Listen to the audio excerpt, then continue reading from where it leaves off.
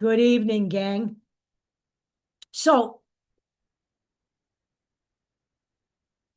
let's talk, okay? Now, before I get into this conversation, I want to make one thing absolutely clear. I still don't like Stephanie White as a coach, okay? I absolutely don't. And I question how she does substitutions, and I question the way she hands out minutes, because I think it's hard for the players to get into any kind of a flow, okay? But I want to say something here, because, in my other life, I run a group called the Factivist Project. And the reason we exist is to make sure that people are looking at actual facts, okay? So let's talk about this Sue Bird interview we had today. And I watched the entire thing, and that's why I'm not making this video till 9 o'clock tonight, okay? I had an errand after work, came home, ate my dinner, and then I watched the entire interview and with Caitlin Clark, and it was fantastic, okay? I don't know whether you just went on, the usual channels you follow and watch the snippets, because here's what all of these other talking heads do that I won't do, is they pick out a snip of conversation and then they make a point with it. So let me tell you what I saw, and this is from a guy I follow daily, okay? And I will continue to follow him daily, but you know what? I have a different mindset. So I before I even when I look at what they're doing, I go find the whole thing of what they're watching, okay? Before I make any of my own videos. I don't do hot takes. I just don't like it. And maybe that's why I only have 2,500 or 2,600 followers and they have 400,000, is because I don't indulge in that stuff. Because I think that's kind of counterproductive to being a Caitlin Clark fan, quite frankly. All right. So the headline from this guy on his video, big letters: Caitlin Clark admits she hates Stephanie White, wants Lisa Bluder back. The question from Sue Bird was about the way she was coached in college. And Caitlin Clark explained to her why she thought she was fortunate, because she was fortunate because she had the same starting five for all 4 years she was in college. They were all on the same page, and Lisa Bluder made sure they were all on the same page when they were on the floor together. Nowhere in this interview at all, it was an hour and 31 minutes long, did Caitlin Clark ever indicate to me that she hates Stephanie White. In fact, she described a couple of times how Stephanie White pulled her aside and coached her on a couple of things. Caitlin Clark is the first to admit that she is still growing as a professional basketball player, that she has areas that she has earmarked for herself, that she wants where she wants to improve her game. That's the sign of a true professional basketball player. That's the sign of someone who cares about the game. That's the sign of someone who cares about how she plays the game. She never said she hated Stephanie White. Not even one of her comments indicated to me that she hated Stephanie White. She talked about a lot of things, and Sue Bird conducted a great interview. I don't know if anybody's seen the whole thing. I recommend it highly. I really do. I recommend it highly. And she never said she wanted Lisa Bluder to come and coach the Indiana Fever. Lisa Bluder is retired.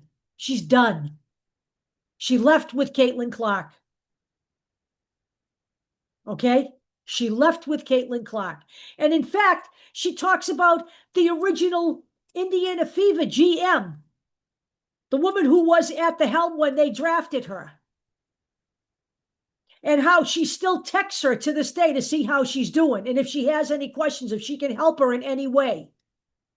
I need you people to listen to this interview and listen to the intelligence of Caitlin Clark and how she is approaching coming out of college, going through her first year, being halfway through her sophomore year, dealing with all the injuries, and just where her mindset is, because she is one of the most intelligent, astute sports figures I have ever heard in an interview in my entire life. Now, we may not like Stephanie White. She is the Fever coach. Okay? She is the Fever coach. Do I think she's candidate for Coach of the Year? I don't. I know she's had a lot to deal with. Okay? I get it. I don't. That's just my take. Okay? But all of this drama that's created on social media and on the YouTube talking head channels is just that a lot of the times. And it's easy to get wrapped up in that because inherently people like conflict.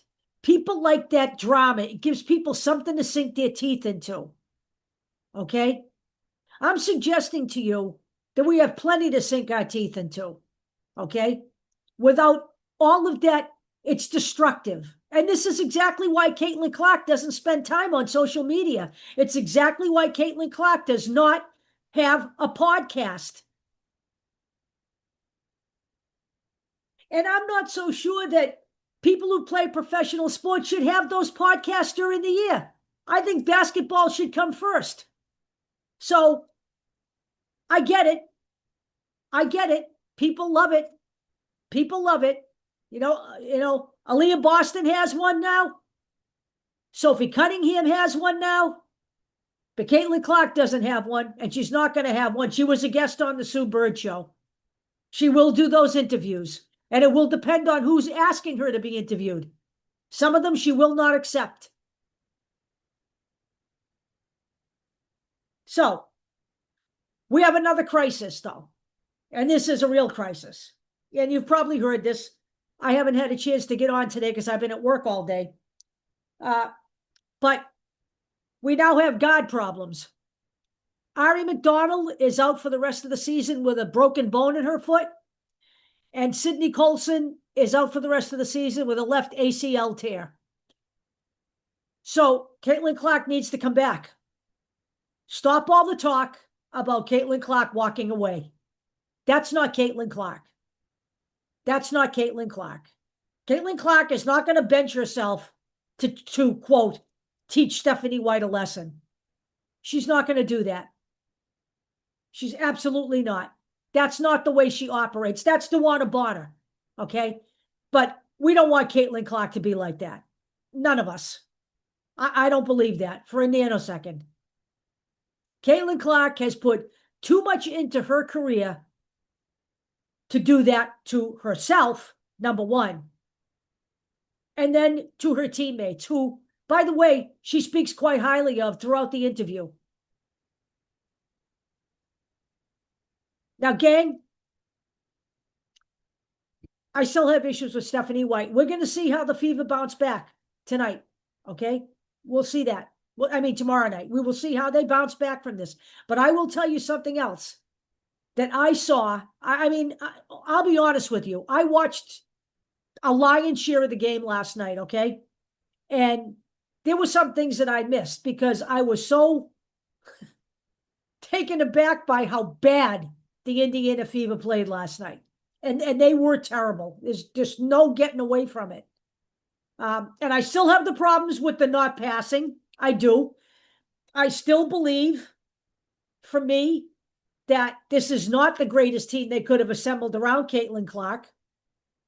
But I will tell you something else I saw when I went back and watched film. Okay, because I record all my games. I have every game that the Indiana Fever has played this year on my DVR, on Fubo. Last night's game, the Phoenix Mercury played bully ball. Full-on bully ball. Bonner was obnoxious. Absolutely obnoxious getting in Lexi Hull's face. I have no doubt that part of Lexi Hull's horrible performance was the bully ball stuff. It was unconscionable, honestly.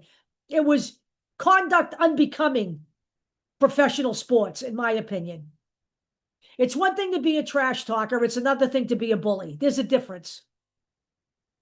So I want everybody to understand this. I've made it clear how I feel about Stephanie White. I still don't think she's a great coach. Okay, I don't. But I want Caitlin Clark back on the floor this year. I don't want her sitting out the rest of the season if she's healthy enough to come back. And I know right now that she is running, and that's a good sign. Okay, she's trying to strengthen her legs. That's exactly what she needs to do after being out a month. But for all of these people out there, now we see all of these guys out there with the question, is she really injured? Well, these were the same guys who were saying she needed to be out a month to heal. She hasn't been out a month yet. Okay, this is the 8th. It will be a month on the 15th. And I have been saying for a long time now, she will be back sometime between the 15th and the 20th of the month. We will see how that goes. Because the other caveat is, and I believe this has been set by her training staff, that she has to be in practice, full contact practice, for at least a week before she comes back onto the floor. And that makes perfect sense to me. So that's where we are tonight. Now all eyes are on what they're going to do for guards and who they're going to sign to help just get them through the rest of the season and into the playoffs. This makes it much harder, okay? This makes it much harder. We need Caitlin Clark back on the floor, and we need to try to figure out who's out there that can be signed. And this is a tough way to get through this second year for Caitlin Clark, okay? It's been tough because she's missed a lot of the second year. And now she's coming back, and some of the teammates she's used to are not going to be there. So we'll just have to see where this goes. And I'm still holding my ground on Sato Sabali. We could have used her. We still need front court strengthening. But we've let that pass by the boards. And I, again, lay that at the feet, not just of Stephanie White, but on Kelly Krauskopf, because the brain trust didn't use the little gray cells on this one. I will talk to you tomorrow. We have plenty to talk about. I'm not done yet. Have a good one.